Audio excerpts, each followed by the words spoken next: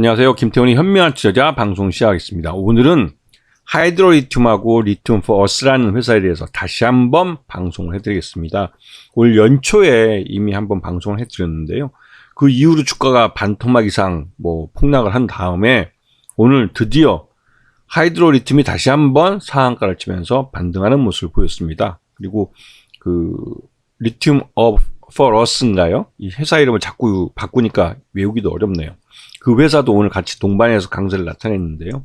그 이유가 아시다시피 이 관련된 어떤 인증을 받거나 이러한 호재성 재료를 내놓으면서 그런 재료가 노출됐을 때 저가 매수가 유입되면서 주가를 끌어올린 거죠.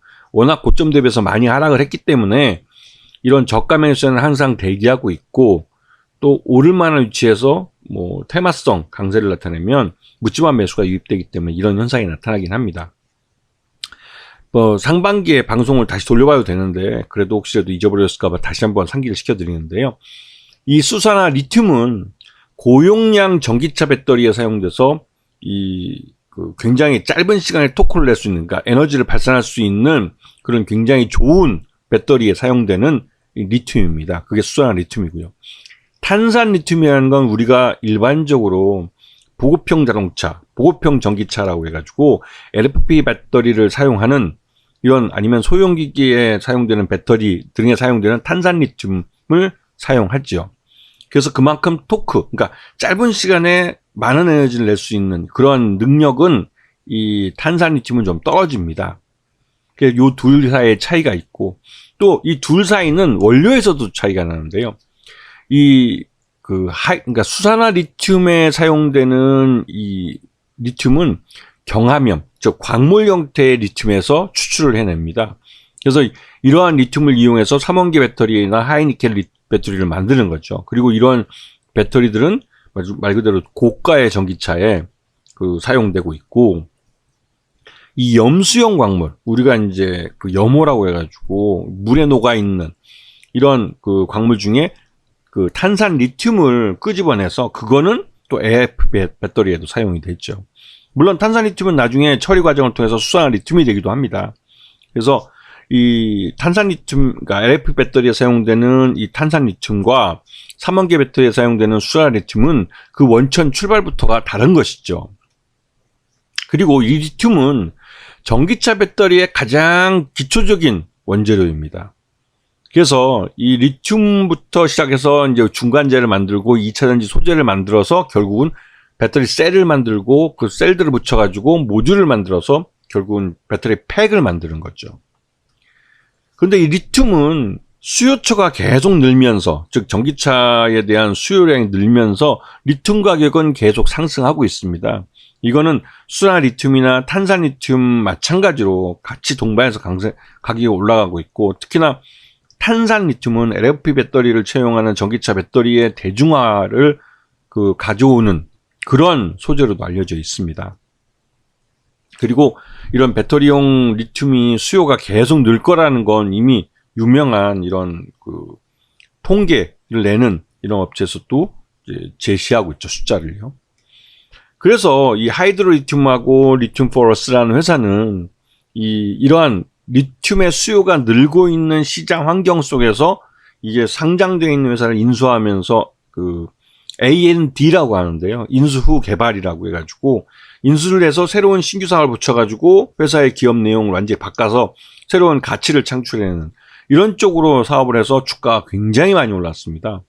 거의 기본 10배, 20배 정도 올랐죠. 그리고 새만금 개발청에다가 공장을 얻어가지고 여기다가 이제 크게 공장을 내서 사업을 하겠다고 해서 5천억 투자 협약도 맺었죠. 이거는 이제 앞으로 투자를 그렇게 하겠다는 겁니다. 근데 이 구조를 보시게 되면 리튬 포어스라는 회사에 리튬 인사이트라는 회사가 최대주로 있고, 또 이 회사가 투자한 회사가 리튬 플러스라는 회사를 투자하고, 리튬 플러스라는 회사가 다시 하이드로 리튬에 투자하는 모습이고, 여기서 연결되어 있지 않지만 전웅이라는 이 사람, 이게 대표이사로 올라 있는 사람인데 이 사람이 리튬 인사이트의 최대주이기도 합니다. 그러면서 그 사람을 또 통해서 또 하이드로 리튬하고 또 연결이 되어 있는 거죠. 그래서 어떻게 보면 이게 순환 출자 구조로 되어 있는 거라고 볼 수가 있습니다. 네. 그리고 이 상장사는 리튬 포어스하고 하이드로 리튬이라는 두 개의 회사이죠. 그리고 리튬 포러스는 사업 구조를 보면 반기 실적 보고서에서 아직까지는 이 리튬에 대한 그러니까 사업 수익은 나오지 않고 핸드폰 액세서리라는 기존에 인수했던 과거 업체의 매출을 갖고 매출을 만들고 있는 회사예요. 즉 리튬 관련 매출이 없는 회사란 뜻이죠. 그리고 이것은 리튬 포러스의 그 포괄손익 계산서에서 확인이 되는데요. 매출 규모가 뭐 78억, 작년 동기 대비해서 줄었죠. 그리고 영업이익은 손실이 19억 발생해 있는 상태입니다.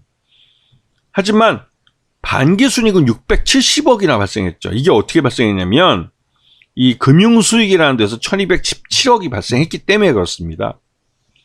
이거는 통상적인 그 수익은 아니죠. 금융수익이라는 게.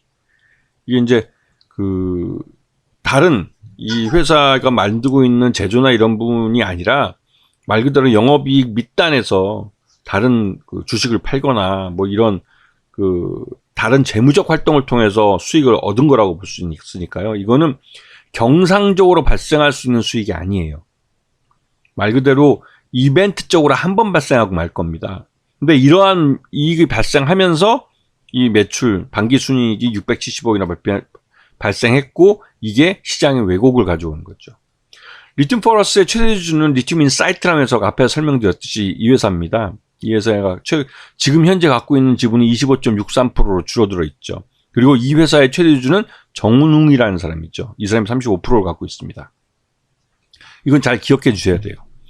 리튬 포러스의 주가를 보시면 이게 3,990원부터 시작해서 최고점 35,500원까지 그 1년도 안 되는 사이에 급등을 했죠. 그 이후에 주가는 계속 흘러내렸습니다. 그러다가 오늘 10,000원 정도까지 내렸다가 여기서 이제 급등이 나온 거죠. 그리고 이 회사가 리튬 인사이트가 이제 그 WI라는 회사의 경영권을 인수하고 그 회사 이름을 어반 리튬으로 바꿨다가 어반 리튬이 리튬 포러스라는 회사로 또 이름을 바뀐 겁니다. 그래서 항상 이 머니게임 하는 회사들은 회사 사명을 자꾸 바꾼다라는 말이 있는데요. 그게 이제 과거를 잊고 새로 간판 바뀐 그 회사의 간판을 바꿈으로 해서 일반 투자자들, 순진한 일반 투자자들에게 새로운 회사인 양 포장을 하는 거죠. 그 하이드로 리튬이라는 회사도 이 회사도 원래 이 코리아 그 무슨 앵커 만들고 그 구름다리, 출렁다리 만드는 회사였습니다. 그래서 이 회사가 지금도 매출 대부분을 이 출렁다리 관련해서 매출을 일으키고 있고 그 역시나 리튬 관련해서는 매출이 없습니다.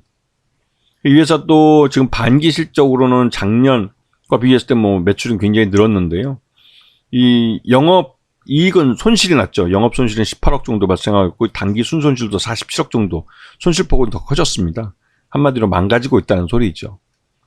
그리고 최대주주는 리튬 플러스라는 회사고 하이드로 리튬의 최대주주는 리튬 플러스라는 회사고 최대주 지분이 18.60%밖에 안 됩니다. 그리고 그 밑에 다른 주주들은 투자조합에서 들어왔기 때문에 대부분 투자조합이 해산되면서 개인들이 넘겨받은 자기 지분대로 넘겨받은 거고 이 지분들은 대부분 다 보험에서 풀리면 매각이 될 수 있는 거죠. 특수관계자를 해소했다는 말은 그 팔 수 있는 관계가 됐다는 뜻입니다. 그리고 결국은 이제 리튬 플러스라는 회사의 정체를 보시게 되면 매출액은 8억짜리고 그러니까 자본금은 8억짜리고 매출액은 빵원입니다. 빵원. 결국은 그러니까 리튬이라는 회사를 인수하기 위해서 만들어진 회사라는 뜻이죠. 그리고 하이드로 리튬은 코리아 SE라는 출렁다리를 만드는 회사를 인수를 해서 사명을 변경한 거죠. 그래서 이 회사도 역시나 저 위에서 6만원까지 갔던 주가가 지금 만원대, 한 15,000원대까지 폭락을 한 다음에 반등이 나온 거죠. 전형적인 이 사이에 전환사채나 이런 것들을 발행해서 그 전환사채들이 그 주가가 오르는 동안 주식으로 전환이 돼서 대부분 다 시장에 소화됐습니다. 그리고 그 주식들이 대부분 팔려 나가면서 주가가 계속 흘러내린 거죠. 그리고 이제 다시 주가를 끌어올리는 이유는 앞에서 봤던 것처럼 그 전환사채나 이런 것들 다시 한번 발행을 하기 위해서 나 있어요 하는 그런 이미지를 만들려고 하는 나 한 방이 있다. 아직 안 죽었다라는 것들. 그래서 이런 종목들은 굉장히 조심하셔야 됩니다. 왜냐면 앞에서 설명드렸지만 기존에 해왔던 사업으로 매출은 어느 정도 익히고 있지만 리튬이라는 이 회사를 그러니까 투자자들이 기대감을 갖게 만들어주는 그 리튬이라는 소재를 갖고 돈을 벌고 있지 못하다는 거죠. 항상 이런 회사들은 리튬 관련해서 특허를 낸다, 아니면 신용신안을 낸다, 아니면 무슨 뭐 개발에 대한 어떤 기술적인 뭐 인증을 받는다, 이런 것들을 갖고 호재라고 내놓습니다.